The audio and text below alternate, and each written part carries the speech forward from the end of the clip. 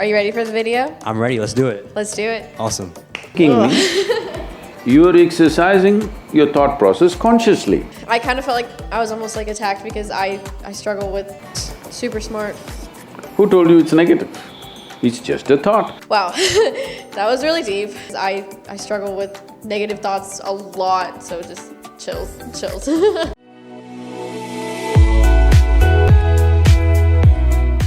Present practice.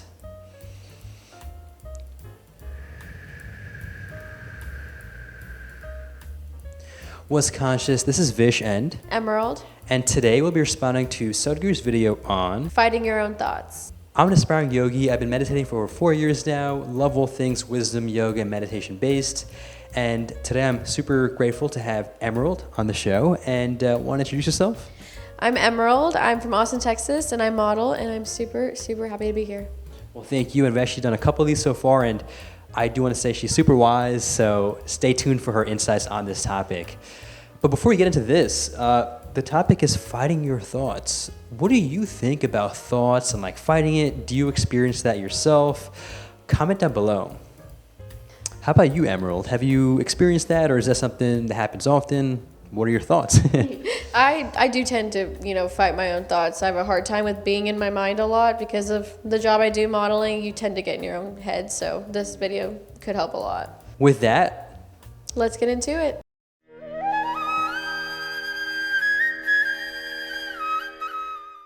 You take away negative thoughts.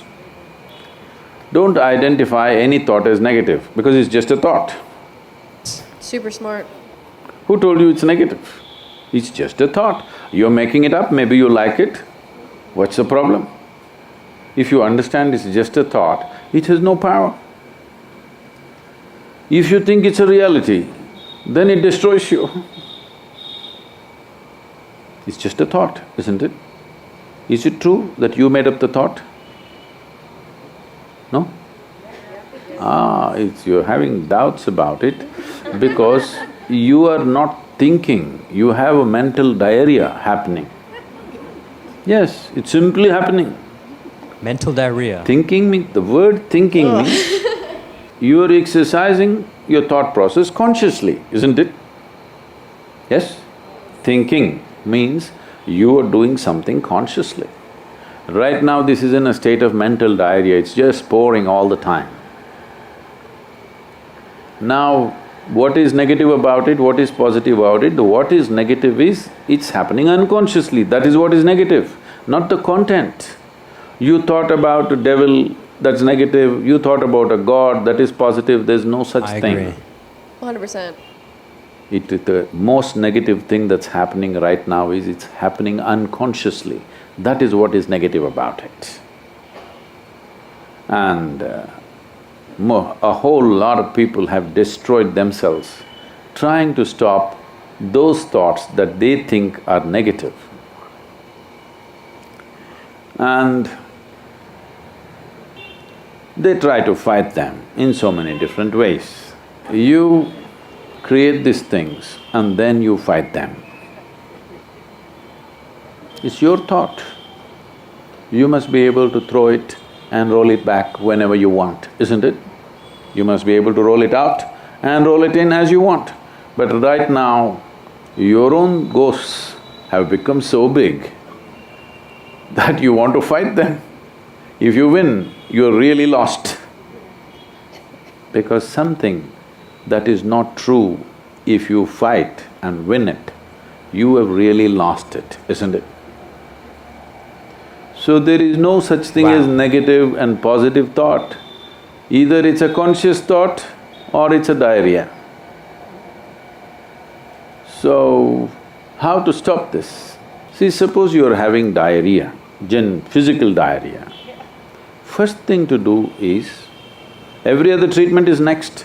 First thing to do is, stop eating bad food, isn't it? Something caused diarrhea, first thing is stop eating bad food, whatever caused this, stop that. This is the first thing you must do. Right now the bad food is just this. You identified yourself with something that you are not. Now you can't stop your thought process, do what you want. You do any mantra you want, think of any god you want, do whatever the hell you want. The moment you identify yourself with something that you're not, you cannot stop your mind. Wow, that was really deep. I kind of felt like I was almost like attacked because I struggle with negative thoughts a lot, so just chills. Well, I appreciate you sharing this, and it's something I also had trouble with in the past as well. And actually, before I get into that any further, would love to hear what you all think of the video. I mean, do you think Sadhguru answered the question about fighting thoughts? Do you agree with his views or not? Again, open discussion. I encourage that. Comment down below. But yeah, Emerald, back to you. Yeah. What do you think about, what are your thoughts on the thoughts? My thoughts on the thoughts are definitely that if you let yourself, listen to those negative thoughts, so you're, consciously, you're telling them to yourself, then you're going to struggle more than you are going to be able to fight them, because realistically there's no way to fight a negative thought. It's you feeding it into yourself. So Exactly. In fact, I learned this from this other spiritual teacher. His name is Eckhart Tolle. Have you heard of him? No. There's a book called The Power of Now, if you've heard of that. I think I've heard of that, yeah. Yeah, Power of Now as well as A New Earth. Would definitely recommend you all check it out. If you have actually read it, would love to hear your views. Comment down below. But he basically says a very simple but powerful thing, which is that whatever you resist will persist, and whatever you fight will come back at you stronger. What are your views on that statement? I agree with the, whatever you fight will come back at you stronger. If you try to fight it, you're going to keep adding fuel to the fire, and it's just going to keep getting back at you harder, because you're focusing so much on that one idea that you're never going to get over it. Exactly. It really comes down to, as he says, I mean, actually he said this interesting line, right, which was, simple solution is stop eating bad food. What do you think that meant to you?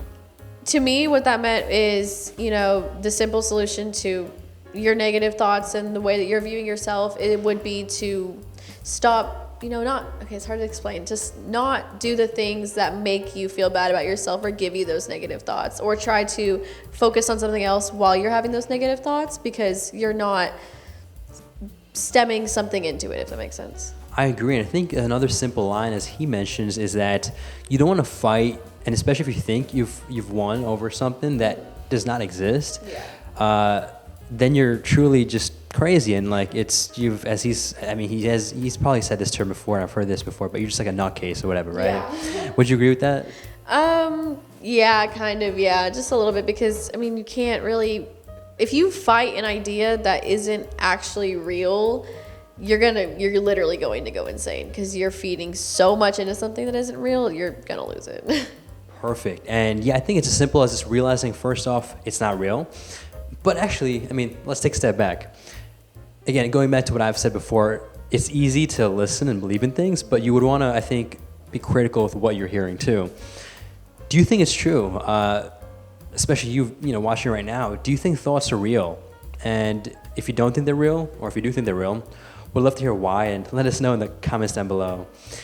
What are your thoughts again on the thoughts? Do you think thoughts are real? I think thoughts are real, but I also believe that they're the idea that you give yourself, or the idea that people give of you, and they feed it to you to make you believe that you are a certain way.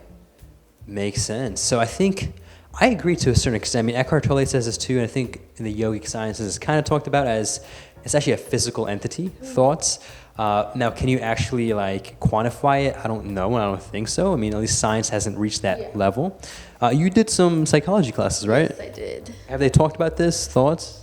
We talked about thoughts a little bit. It was a long time ago. But we did talk about it a little bit, that it is like a certain part of your brain that subconsciously makes you aware of certain things, but they're not actually there. It's kind of your own thoughts bouncing back onto you, if that makes sense. It's hard to explain. I love that, because actually it's very much in line with what Sadhguru says, and a lot of people say, and it makes sense intuitively, and we'd love to hear your insight here. But essentially what he says is that I think 95% of your thoughts, or if anything, maybe 99, are actually not even yours. If you think about it, it's the subconscious reflection of society and what is being imprinted on you, whether you're talking to someone, you hear something, you watch the news. Does that make sense? It kind of does make sense. Yeah, I agree. And so it's a lot of the times, just because we're thinking it, we think just because we're thinking it, we think. Lots of puns here, but the point is, we think that it's ours, but it's really not. It's just a reflection, right, of that society. And another great point, so Eckhart Tolle talks about this too, which is the idea that we think we're thinking. Do you think we're thinking, or do you think the thinking is happening to us? That's deep, and I kind of believe that, thinking happens to us. We aren't aware that we're thinking all the time, but we are thinking all the time, even if we're not physically aware of it. Our brain is almost thinking for us, like we don't have control over it. Again, great perspective and very much in line with what I've been learning. And it's kind of this idea that if you want to connect to it to make it more understandable, your heartbeat, right? Are you beating your heart, or it's just beating? It's just beating, yeah. So I think the same principle applies to our thoughts, right? And that's where I think words are significant but not important. But it's important to realize when you say certain things. Again, this is literally like you subconsciously imprinting something on yourself, which is not true, which is, hey, I'm thinking of this, or I'm thinking of that. Are you actually thinking, or is it happening too, right? So definitely, I think, important to take a step back, get that perspective and light shed to what you're saying. And really just the end, be conscious. What do you think? I agree. Just be conscious of what you're thinking and, what you're saying to other people too, because it does make them subconsciously think about the things that you have said to them as well. Exactly. And with that being said, I'm curious. I mean, at least I've actually reached a point, and this is maybe going to sound a little far-fetched, but just through my meditation practices, I've actually had many thoughtless moments, and I can consciously be thoughtless. Have you ever experienced that? A little bit, yes, I actually have. What does that feel like when you're in that state? It's kind of terrifying. I'm not going to lie. Really? It scares me. Yeah, it scares me. Why does it scare you? Well, because I have a hard time with derealization. So I 100% will completely tune everything out, and I am not in the moment. So I have no thoughts running through my head. I have no idea about anything, but it's terrifying. To me, at least. It's a very uncomfortable feeling, and it's hard to snap out of it, Okay, well, thank you for sharing that. And no, I think that's definitely interesting. I mean, I guess what I will say, because I've actually had some experiences with that stuff, and I think the key is to make the distinction between, are you really thinking? I mean, are you really not thinking, or are you actually thinking so much that you don't know that you're thinking? So it's called, in fact, it's actually, I've looked into this because I used to have some of that stuff. It's like essentially hyper-awareness, which you might think awareness is good, but it's not even hyper-awareness. I think it's like hyper-thinking.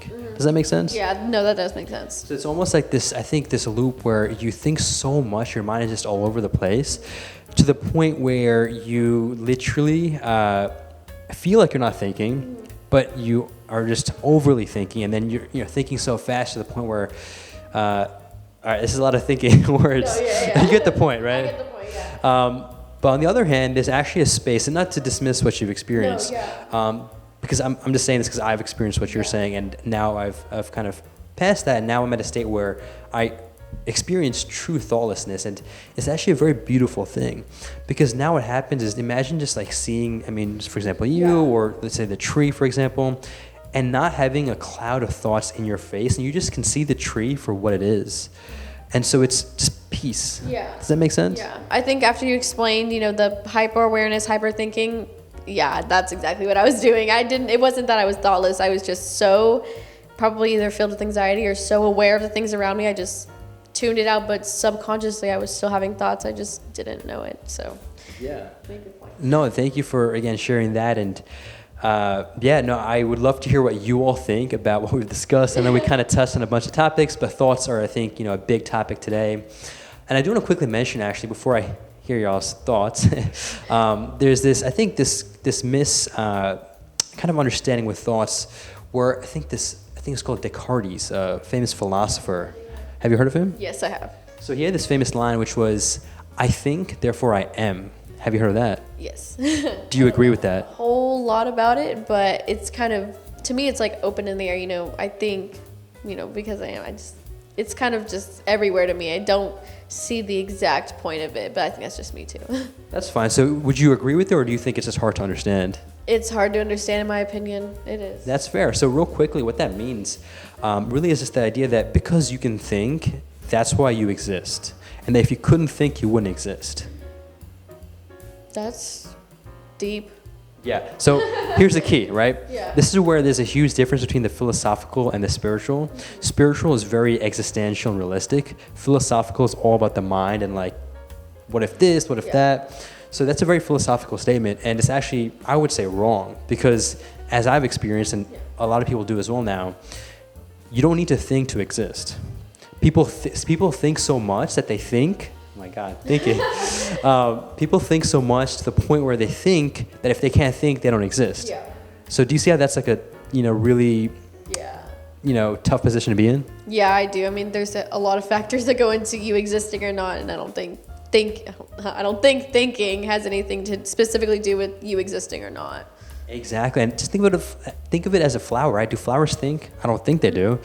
And so the point is, they still exist. And so, key is at the end, just to summarize. I mean, at least from what I've learned from these experiences and watching Sadhguru, don't give important thoughts, right? Again, how you view it, whether it's negative or positive, that's also another thought, right? A positive thought is a thought about a thought. Same thing with the negative. So, very simply, just my advice for y'all is to just not give importance to your thoughts. Realize that their life and existence is beyond that, and then everything will be super chill and fun. And would love to hear what you all think of what I've just shared. What you're good, no, that's fine. What Sadhguru has shared, what Emerald has shared, comment down below. Okay.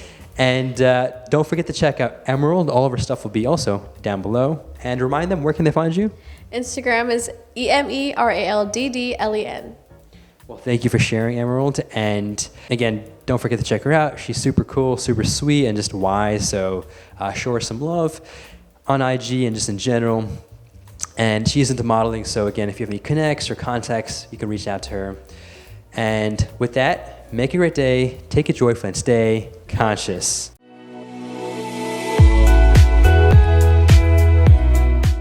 Awesome job, Emerald. Thank you. Great.